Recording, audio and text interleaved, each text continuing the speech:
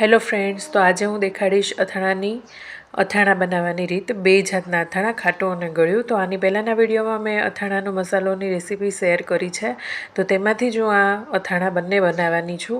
તો અહીંયા મેં 500 ગ્રામ જેટલી કેરી લીધી છે અને તેને સરસ છાલ કાઢી અંદરની ગોટલી કાઢી આ રીતે સુધારી લીધી છે. તો અહીંયા મેં એક મોટી ચમચી જેટલું મીઠું અને અડધી ચમચી જેટલી હળદર ઉમેરેલી છે. તો તેને આ રીતે મિક્સ કરી લેવી. તો હાથ ના લગાવવો બને ત્યાં સુધી અત્યારે, એટલે જ્યાં સુધી મેં સાંજે લગભગ 5 વાગ્યા આસપાસ કરી હતી. ટુકડા સુધારી અને હળદર મીઠું ઉમેરી દીધું હતું. બીજે દિવસે 9, 9:30 સવારે આ રીતે બધું પાણી છૂટું પડી ગયું છે હળદર મીઠું નાખવાના કારણે. તો આ પાણીને તમે સ્ટોર કરી અને ગુંદા પલાળી શકો છો આ પાણીની અંદર. તો એકદમ ખાટું પાણી હોય છે અને ગુંદા આમાં આખા વર્ષ માટે પણ સારા રહે છે. તો આથેલા ગુંદા ખાવાની પણ એકદમ મજા આવે છે અને તે ગુંદામાં મસાલો ભરી અથાણામાં નાખી પણ બહુ મજા આવશે. તો આ રીતે મેં કેરીના ટુકડા સૂકવી દીધા છે કિચન ટોલ ઉપર, અને આ રીતે 5 થી 6 કલાક પછી સરસ સુકાઈ જાય છે. તેને તડકા કે પંખા નીચે નથી રાખવાના, રૂમ ટેમ્પરેચર ઉપર જ સુકાવા દેવાના છે. તો આવી રીતે સરસ બધા સુકાઈ જાય પછી આપણે એક મોટા વાસણની અંદર ગોળ અને કેરીના ટુકડા અને મસાલો બધું મિક્સ કરવાનું છે. તો અથાણાનો મસાલાની રેસીપી મેં અગાઉ શેર કરેલી છે આની પહેલાંના વિડીયામાં, તો તમે જોઈ શકો છો. એકદમ સરસ છે અને એવું લાગે જ નહીં કે બહારથી લાવ્યા છીએ કે ઘરે બનાવ્યો છે. અને એક મોટી આપણી ખાસિયત આ મસાલાની એ છે કે એક જ મસાલામાંથી બંને અથાણા આપણે બનાવીએ છીએ. બસ ફક્ત ગળ્યા અથાણામાં થોડું ફેરફાર કરવાનો આ મસાલાની અંદર. ફેરફાર તો શું, ખાલી બસ આ 2 મોટી ચમચી જેટલા મેં શેકેલા ધાણાના કુરિયા લીધા છે તે ઉમેરવાના છે, બસ આટલું જ. તો અહીંયા ગળ્યું અથાણામાં ધાણાના કુરિયા વધારે માત્રામાં હોય છે, એટલે મેં અહીંયા ધાણા આ રીતે લીધેલા છે. બાકી મસાલો એક જ છે, ગળ્યા અને ખાટા બંનેનો. ને અહીંયા મેં કોલ્હાપુરી ગોળ લીધેલો છે, એ વાતનું ખાસ ધ્યાન રાખવું, દેશી ગોળ નથી લેવાનો. તો અહીંયા લગભગ બધા જેટલા કેરીના ટુકડા હોય છે તેટલો જ ગોળ ઉમેરે છે. તો અહીંયા હું થોડો ઓછો અમે ગળ્યું ખાતા હોઈએ છીએ, એટલે પોણો વાટકો જેટલા ગોળ ઉમેરું છું.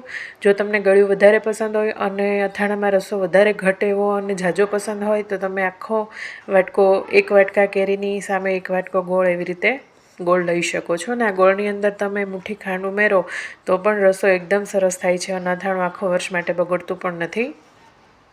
એ રીતે પણ તમે ટ્રાય કરી શકો છો. તો મેં આ રીતે માપ લીધેલું છે અને મસાલો તો આપણો રેડી છે. તમે ધારો તો ગોળ કરતાં થોડો ઓછો અથવા તો ગોળની જેટલો જ મસાલો પણ લઈ શકો છો. આ આપણા ચોઈસ ઉપર હોય છે કે આપણે મસાલો કેટલો વધારે કે ઓછો રાખવો. તો અહીંયા હું આ રીતે ગોળ કરતાં થોડો એવો ઓછો લઉં છું અને 2 મોટી ચમચી જેટલા શેકેલા ધાણા અહીંયા ઉમેરેલા છે. ધાણા પાછળથી આપણે ઉમેરીએ છીએ તો તેને પણ આપણે શેકીને જ ઉમેરવાના છે, એ વાતનું ખાસ યાદ રાખવું. તો અહીંયા મેં ધાણાના કુરિયા અને આપણો અથાણાનો મસાલો સરસ મિક્સ કરી લીધો છે. હવે તેની અંદર ગોળ પણ હું સરસ હાથેથી જ મિક્સ કરીશ. તો હાથને અહીંયા આપણે સારી રીતે ધોઈ અને કોરા કરી પછી અથાણું ભેળવવું, જેથી આપણા હાથમાં ચોટેલા જમ્સને હિસાબે જો અથાણું બગડતું હોય તો તે ન બગડે. તો આ રીતે સરસ મિક્સ કરી લીધો છે મેં ગોળ. અત્યારે ગોળનો રસો નહીં થાય, તમારે 2 દિવસ માટે આ નામનમ રહેવા દેવાનું અને વચ્ચે અડધા દિવસ પછી કે 5-7 કલાકે એકવાર એની અંદર ચમચો ફેરવ્યા કરવાનો, જેથી 2 દિવસની અંદર જ તમારે એકદમ સરસ ઘટ એવો રસો બની જશે અને ગોળ બધો ઓગળી જશે. તો મસાલો પણ પલળી જશે. 2 દિવસની અંદર અથાણું તૈયાર થઈ જશે ખાવા માટે.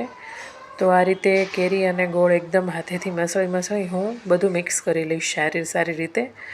તો આ મિક્સ થઈ જાય એટલે તેને આપણે બરણીમાં પેક નથી કરી દેવાનું કે કોઈ જારની અંદર પેક નથી કરી દેવાનું. તેને આપણે તપેલી અથવા બાઉલની અંદર કાઢી અને ડીશ ઢાંકી અને રહેવા દેવું.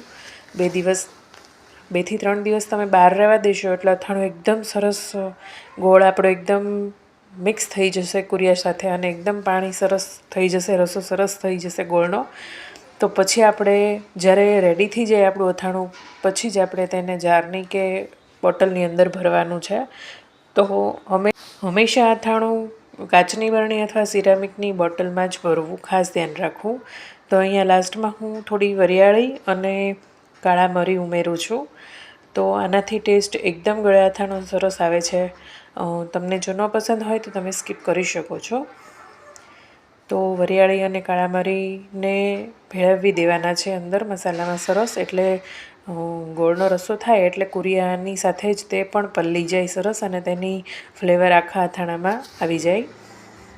તો અહીંયા આપણે કેરીની પસંદગીમાં પણ ખાસ ધ્યાન રાખવાનું છે કે દળવાળી કેરી લેવાની છે. તો અત્યારે તો મેં ચાલુ અથાણું બનાવ્યું છે. તમે જો 12 મહિના માટે સ્ટોર કરવા માટે અથાણું બનાવતા હો તો સરસ રાજાપુરી મોટી કેરી આવે છે તેનો ઉપયોગ કરવો, જેથી તેમાં ગુઠલીનો ભાગ ઓછો હોય અને દળનો ભાગ વધારે હોય તો કેરી અથાણામાં ખાવાની એકદમ મજા આવે. તો આ રીતે સરસ આપણું અથાણું બનીને તૈયાર છે. તો આને હું આમ જ ઢાંકી અને 2 દિવસ માટે રહેવા દઈશ. તો તમે જોઈ શકો છો 2 દિવસ પછી કે એકદમ સરસ આપણો રસો ગળ્યો તૈયાર થઈ ગયો છે. તો હવે તેમાંથી આપણે ખાટું અથાણું પણ બનાવશું. તે રીતે જ ખાટું અથાણું બનાવશું. તો અહીંયા મેં ફરી વખત મસાલો નીચે લઈ લીધો છે અને તેમાં કેરીના ટુકડા ઉમેરી દીધા છે. તો સેમ પ્રોસેસ છે, જેમ ગળ્યા અથાણામાં આપણે હળદર મીઠું નાખી રહેવા દઈએ તેવી જ રીતે ખાટા અથાણામાં પણ રહેવા દેવાનું છે. બસ આમાં એક ફરક છે કે ગળ્યા અથાણામાં ધાણા ઉમેર્યા છે શેકીને, અને ખાટા અથાણાની અંદર આપણે ગરમ કરી ઠંડુ કરીને તેલ ઉમેરવાનું છે. તો પહેલાં ધુમાડા નીકળે તેટલું ગરમ કરી દેવાનું અને પછી ઠંડુ થાય ત્યાં સુધી રહેવા દેવાનું. પણ એ પ્રોસેસ 2 દિવસ પછી કરવાની છે. તો અહીંયા મેં સરસ કુરિયા અને કેરીને મિક્સ કરી લીધા છે. તો જ્યારે ખાટું અથાણું બનાવો ત્યારે મસાલામાં કોઈ ફેરફાર કરવાનો નથી. મસાલો જે રીતે આપણે બનાવ્યો છે એવી જ એઝ ઇટ ઇઝ લેવાનો છે એમનામ. તો 2 દિવસ પછી આપણે સરસ અથાણું મિક્સ થઈ જાય, કુરિયા પલળી જાય પછી આ રીતે જારમાં ભરી દેવાનું. હવે તેલ તમે જોઈ શકો છો કે હજી બતાતું નથી, જેટલું આપણે કુરિયામાં ઉમેર્યું છે તે જ છે. તો એને આપણે 2 દિવસ માટે સરસ નીતરવા દેવાનું. 1-2 દિવસમાં કંઈ પણ ન થઈ જાય અથાણામાં. તો અથાણું આ રીતે થઈ જાય પછી બોટલ જ્યાં સુધી કેરી બતાય છે ત્યાં સુધીની બોટલ તેલથી ભરી દેવાની. તેલ હંમેશા ગરમ કરી ઠંડુ કરીને પછી જ અંદર ઉમેરવું, એ વાતનું ધ્યાન રાખવું. તો વિડીયો પસંદ આવ્યો હોય તો વિડીયોને શેર કરો અને મારી ચેનલને સબસ્ક્રાઈબ કરો. Thank you.